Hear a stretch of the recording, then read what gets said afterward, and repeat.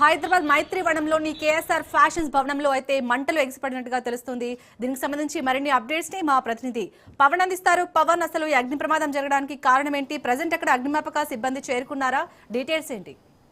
అయితే అగ్నిమాపకు సంబంధించిన వారంతా కూడా సిబ్బంది చేరుకున్నారు. ఫైర్ ఇంజిన్తో ఇక్కడికి రావడం కూడా జరిగింది. అయితే మొత్తానికి చూస్తే మంటలు అదుపులోకి తీసుకోవడానికి తీవ్ర ప్రయత్నాలు చేస్తున్నారు. అయితే మొత్తానికి చూస్తే ఈ యొక్క పెద్ద ఎత్తున ఈ యొక్క అగ్ని ప్రమాదం కూడా చోటు చేసుకుంది. మైత్రివనం కేఎస్ఆర్ యొక్క ఫ్యాన్కి సంబంధించిన భవనంలో ఈ యొక్క పూర్తిగా మంటలు ఒక్కసారిగా వ్యాపించాయి. దీంతో అక్కడున్న వ్యాపారాలకు సంబంధించిన దుకాణాలన్నిటికి కూడా దీనికి సంబంధించి ఒక ఫైర్ అంటుకుంది. అయితే ఇప్పటికే అప్రమత్తమైన పోలీసులు అక్కడి నుంచి అందరినీ కూడా పంపించేశారు. అయితే ఈ యొక్క భవనంలో ఒక్కసారిగా మంటలు చెలరేగడంతో పూర్తిగా దట్టంగా పొగ రావడంతో కొంత ఇబ్బంది వాతావరణం కూడా చోటు చేసుకుంటుంది.